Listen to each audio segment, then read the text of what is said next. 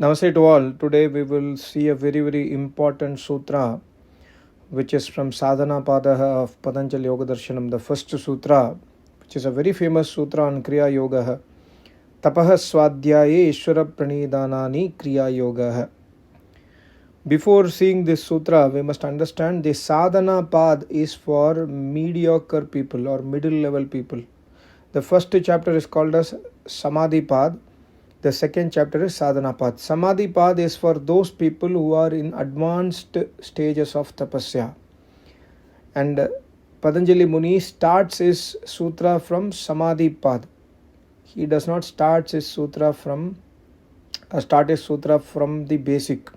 Normally when you go to school, college, university, for example the school starts with nursery, then pre-KG, then first standard, second standard, like that, middle school, senior school, then undergraduate, then postgraduate, then PhD, etc.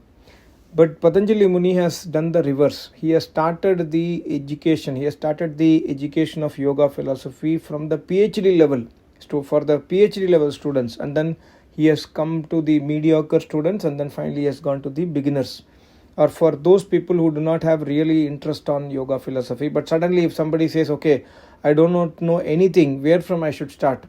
So you must start from Yam Niyam. You must start from the basics, that you should not speak lies, you should do ahimsa, or you should not do himsa, then you should not steal others' property, you should not steal others' ideas, you should adopt brahmacharya, basics.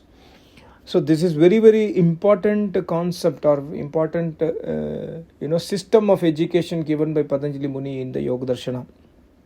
Many people could have a doubt that why Patanjali Muni did not start from the basics first. He must have started from the basics. See, we must understand, for example, Albert Einstein. Suppose if he is alive today and we are calling him to give a lecture in a system where there is school also, college also, university also, PhD also, then we say, sir, please give us some knowledge to the students. He will say that, okay, see, you have everything in your education university, so I will give my time to the PhD people first.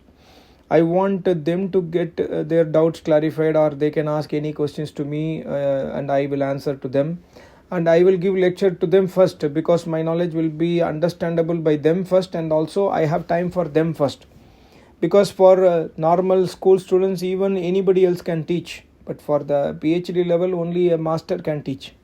So similarly, Patanjali Muni thought that my time is precious, so I must give my time first to those people who are in the advanced stage of tapasya. So that's why he has started with Samadhi path. Then in Sadhana path, in fact, in the Avatarnika, in the preface, Vyas Muni has told that this Chanchal Chit, this sutra or this chapter is starting for the Chanchal Chit wale, one who is having Chanchal Vritti, one who is having unstable mind, and one who is also, of course, he is not really versed, but he is versed in comparison with those people of the first chapter. So that's why the sutra starts with a very important formula for making our life towards the first level students. Like the sutra says, Tapaha Swadhyaye Ishvara Pranidhanani. You have a Chanchal Vritti, you are mediocre student, you are in the path of spirituality, but you are not yet there, you are not yet firmly fixed, you are not yet growing towards the final stage of tapasya. So you must do this. What you must do? Tapaha Swadhyaya Ishvara Pranidhanani. So what is tapasya? Vyas Muni says, Na tapasvino yoga siddhyati. Na tapasvino. That means na atapasvino. Atapasviyon ka yoga siddhi nahi hota. If you are not a tapasvi, you can never realize Almighty God, you can never realize moksha, you can never attain mukti, you can never attain emancipation. So we must become a tapasvi for us to attain moksha. So that is why Patanjali Muni says you must do tapaha, do tapasya. But what is tapasya? Tapasya does not mean a person, we have this misinformation or false knowledge that a person standing on the fire, he is running on the fire, he is a tapasvi. A person standing with one single foot on a hot sun in a summer day is a tapasvi, we say. Or a person meditating in water, a person meditating in the sky, or he is meditating even in the aircraft. Or a person is having big dadi muche, big bal, then we say, okay, this guy is a yogi. Just by seeing his look, we say this guy is a yogi. These people are not tapasvis. Actually, tapna means to tolerate pain in life, to tolerate kashta. But tolerate pain and kashta is done by all the people in this world. 100% of the population face difficulties in today's life. Even Mukesh Ambani, even Elon Musk will have their own difficulties. Are they tapasvis? No. So what is facing difficult, tolerating difficulties, tolerating sukh dukh? What is that? That Maharishi Dayananda Saraswati has beautifully written that dharam ki palana mein, when you are adopting dharma in your life, when you are following Sanatan Dharma, Vedic Dharma in your life, when you are following dharma, if you are facing difficulties and you are overcoming those difficulties, still adopting dharma, then you are a tapasvi. And tolerating difficulties to adopt dharma is called as a tapasya.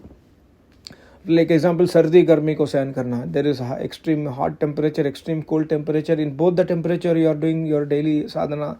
You are not leaving it. Like some people have this tendency that it's too hot today, I cannot sit on the floor and then meditate. Or it is too cold, I cannot. I want to be inside the bed. It is too cold. I want to eat. I want to drink chai and bhaji. I want to relax. I don't want to do tapasya.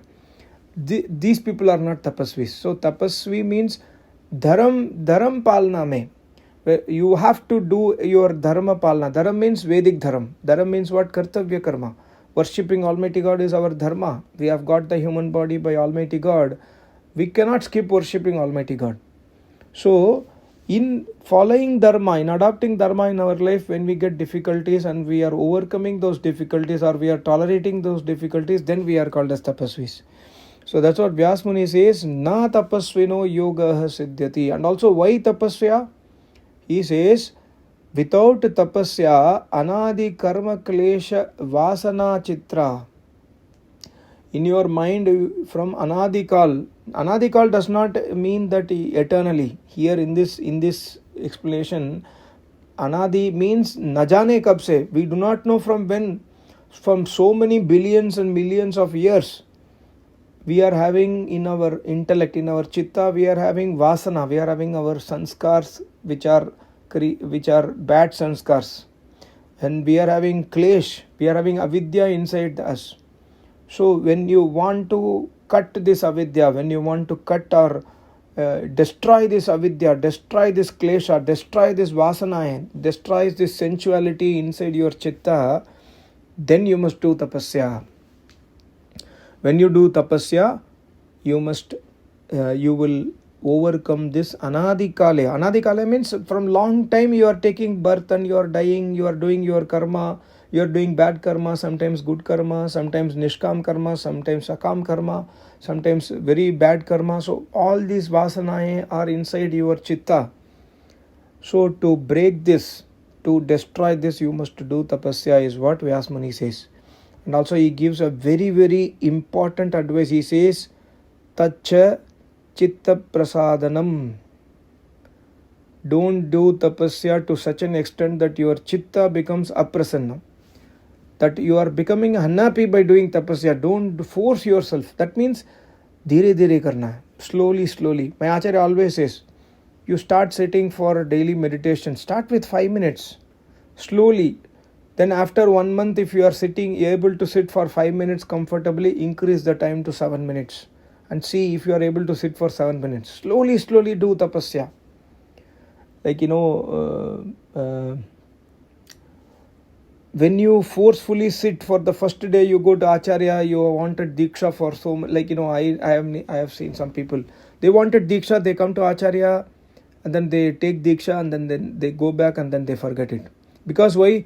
Because chanting the mantra is difficult, focusing on Almighty God gets difficult. So they say, okay, no, I cannot do this.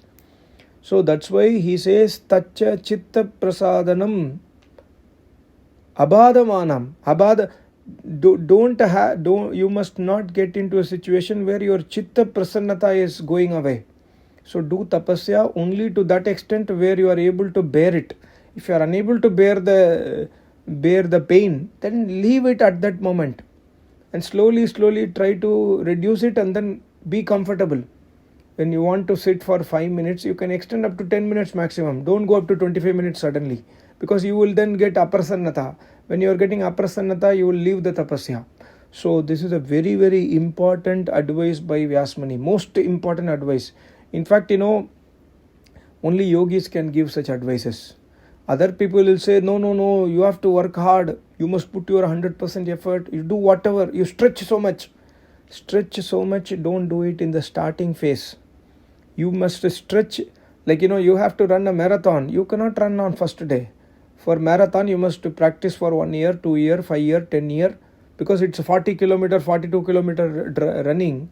So first start with 100 meter, then 200 meter, then 500 meter, then after 2 months do for 1 kilometer, then maybe 3 kilometer, then 5 kilometer. Then slowly your body also will be tuned to that. When you sit for tapasya, your body will get used to your time also sitting. Your body will get slowly, some elasticity will come, some tolerating pain will come inside your body, inside your mind. So chitta prasannata, you must not destroy the chitta prasannata. Until such time you can do tapasya. The moment you realize that my chitta is not happy by doing this, reduce your time, reduce the frequency. So, and then slowly progress, but don't leave it. Tapaha, very, very, very, very important advice, most important advice, which we have not heard many, from many sadhu sants in today's situation. They say you must stretch, you must work hard, you must so much. Yeah, work hard, but only so much until you are feeling happiness and comfortability inside your mind. And when you are getting extreme difficult, then slowly the pace should be reduced. Okay, so this is the tapasya.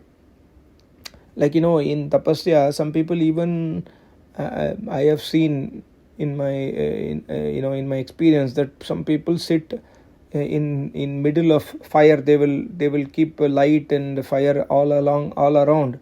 They will sit in the middle on a hot summer day. They say that I am doing tapasya. Some people will starve. They are so hungry, but they will starve. They will say that I am doing tapasya. This is not tapasya. This is not tapasya. In fact, there is a Ved mantra in Atharveda, I think 18th Kand. Yeah, I am just taking my notes. Wait, 18th Kand, 2nd Sukta, mantra number 36. Sham tapa, Shanti Purvak we must do Sham. Shanti ke liye tapasya karna hai. When you do tapasya, you must get Shanti in your mind. You should not get Ashanti in your mind. And you must do tapasya by not giving trouble to others. If you are giving trouble to others, then your tapasya is not counted as tapasya. Mati tapo agne matanvam. Don't do tapasya by giving hindrance to others. When you are doing tapasya, others also must feel that, okay, there is a tapasya in my home. He or she does not disturb me, does not disturb the families. They are they are searching Shanti, and they are also giving Shanti. This kind of tapasya we must do. And God says, Vaneshu shushmu astu te prithivyam astu yadharaha. Vaneshu means when you are going to Vanaprasthi, at that Vanaprastha ashram, at the age of 50-51 years, you can make your body, sukha. But don't make your body, sukha means don't make your body so tired in the Grahastha ashrama, in the Brahmacharya ashrama. In the Brahmacharya Grahastha ashrama, you must have some comfort to do tapasya. When you're going to jungle, obviously in jungle you will not get proper food. In jungle you will become like a skeleton only, because the food is available in limited quantity. Sometimes you get fruit, sometimes you go for bhiksha, sometimes you do not get bhiksha. That's a different case. God says, until you are at home, prithivya means until you are in the society here, try to do tapasya to gain shanti, and try to do tapasya in order not to disturb others.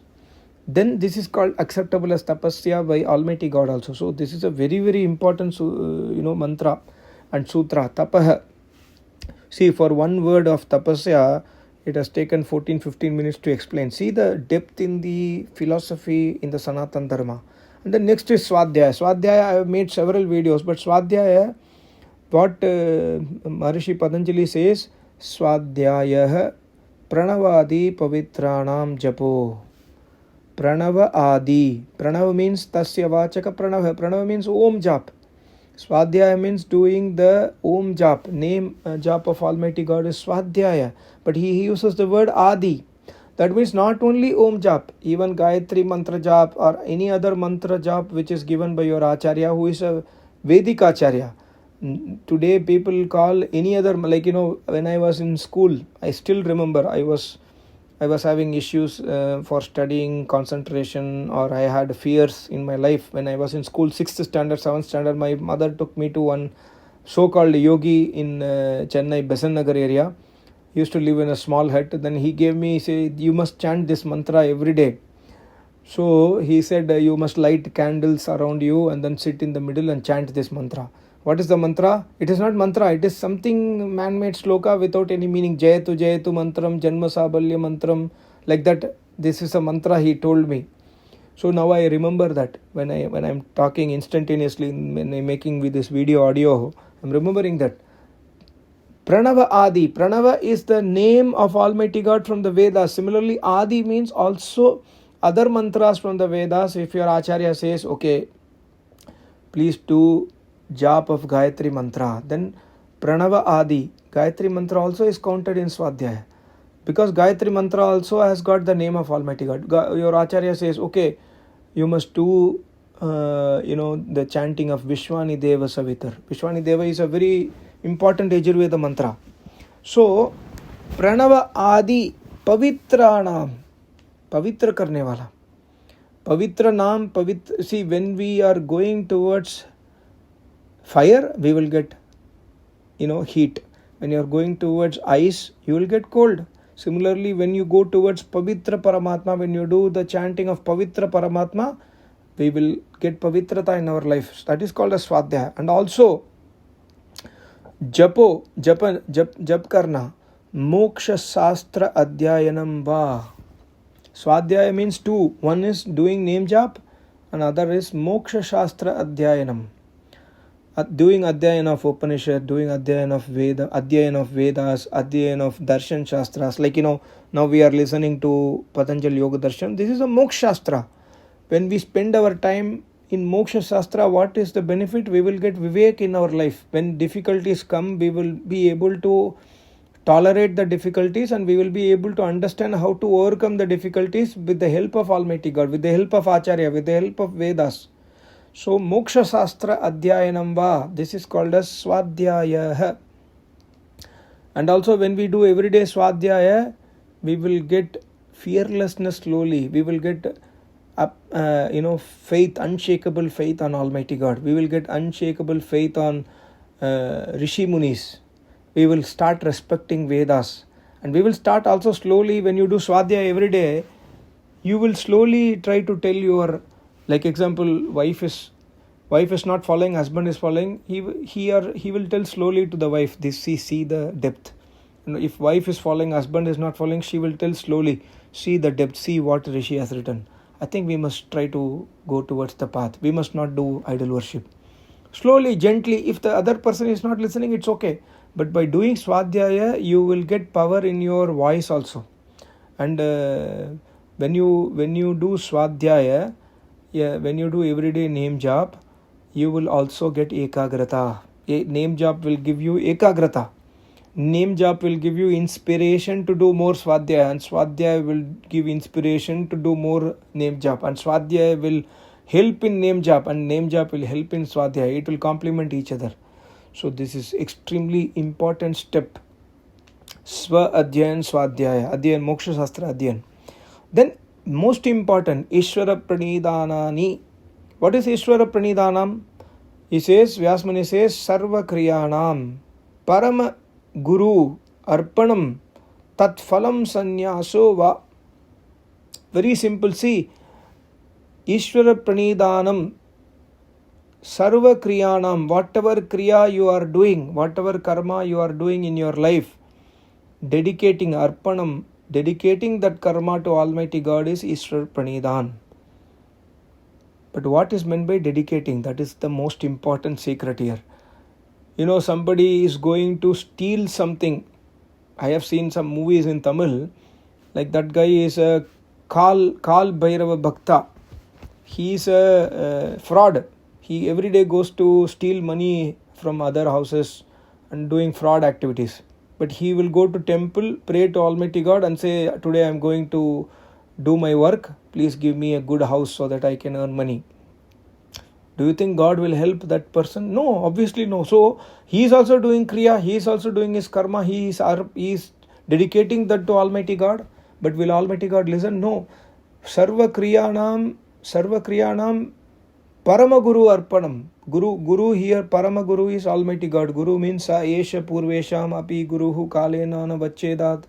That Almighty God is the first Acharya. So Almighty is called as Parama Guru. Parama Acharya is Almighty God. So when you are doing any kriya, any karma, dedicating that karma to Almighty God actually only means this, that when you do a karma, you must dedicate or you must verify if this karma is Vedic or anti-Vedic. If it is Vedic, adopting that karma is called Ishwara Pranidhan. If you are doing anti-Vedic, then you are not doing Ishwara Pranidhan. Sarva Kriyanam, because you can do any kriya. That any kriya has to match with Vedas, then you are doing Ishwar Bhakti. Otherwise, it is not Ishwar Bhakti, because Vedas emanate from Ishwar, Almighty God. And also, one more thing is, some people, you cannot say that, many people have this feeling that करने वाला तो वही है, कराने वाला तो वही है, वही परमात्मा सब कुछ करने वाला, कराने वाला. That means they say that I am doing this karma because of Almighty God only. Almighty God is inspiring me to do this karma. See, this is also a wrong information. Almighty God will not inspire you to do any karma. Almighty God has given us free will. Almighty God will not tell to a person that go and steal that house. Or Almighty God will not tell that person sit for meditation today. No. Sitting for meditation and going for stealing is a individual will. So the only meaning of Sarva Kriyanam Paramaguru Arpanam is doing karma as per Vedas. And further he says Tat Phalam, Tat, for those karmas which are as per Vedas. If you do those karmas as per Vedas, it is Ishwar Pranidhan. And also Tat Phalam, every kriya, every karma will get a phal, you will get a result. And dedicating means you are having full faith on Almighty God and you are saying to God, I do not want any materialistic benefit from this karma. Whatever materialistic benefit from this karma, if at all something you are going to give, I am leaving it to you. I am not doing this. Like many people do homa for getting money in the home. This is a materialistic benefit. Money will automatically come, but giving that right to Almighty God is called as Ishwar Pranidhan. Anyway, God will give you result. But doing Nishkam Karma is the true Ishwar Pranidhan, true Ishwar Bhakti, true Almighty God's Bhakti. Then you are doing Kriya Yoga. If we are doing these three, धर्म पालना में कष्ट को सहन करना और तपस्या करना. And further, Upanishad says, Shrutam tapaha, listening Vedas is tapasya, putting avutis in burning fire is tapasya, doing Moksha Shastra Adhyayanam is not only Swadhyaya, it is also tapasya, and not speaking lies is tapasya, and doing Pranayama is a tapasya. Pranayama is a very big tapasya. Adopting Brahmacharya is also tapasya. So all these things are Vedic advices. So doing tapasya, doing Swadhyaya, and also following Vedas in life and dedicating the result of our deeds, not expecting materialistic benefits from Almighty God for the deeds what we are doing, is the true Ishwar Bhakti. These three is called as Kriya Yoga. There are so many videos on Kriya Yoga in the YouTube. Most of them, 95% of them, they will not explain in the Vedic sense. They will explain Kriya Yoga as something else. But Kriya Yoga is this one. When we do Kriya Yoga, in the next sutra, he says Samadhi Bhavanartham. You will get Samadhi, you will go towards Samadhi, Samadhi, and also your Klesha, Avidya will become, diluted. Slowly, your Avidya will reduce. This is the true benefit of Ishwar Pranidhan. And Ishwar Bhakti, when you do name jap also, you must do name jap of Ishwar, Almighty God. You should not do name jap of imaginary God like Rama, Rama, Krishna, Krishna, Allah, Allah, Jesus, Jesus. The name of Almighty God is Om, or any other name, Pranava Adi, any other name as given by your Acharya from the Vedas is also name jap. So these are the fundamental concepts of Kriya Yoga. If Kriya Yoga is not done like this, then Almighty God will not accept our Kriya Yoga. This is the proper method to do Kriya Yoga. And that's what Vyas Muni has explained in whatever I explained in this 20 minutes 25 minutes video is explained by Vyas Muni in 4-5 lines only. But see the depth, and further depth is also there. But even if we understand this and then try to do every day, what happens is slowly our avidya will come down, and our ashuddhi, whatever ashuddhi is there due to our vasana, our sanskars, our sensuality, ego, pride will slowly vanish away, and we will become pure. When we become pure, Almighty God will accept us. Almighty God will accept our tapasya. So Kriya Yoga is very, very, very important. Thank you so much. Namaste. Om.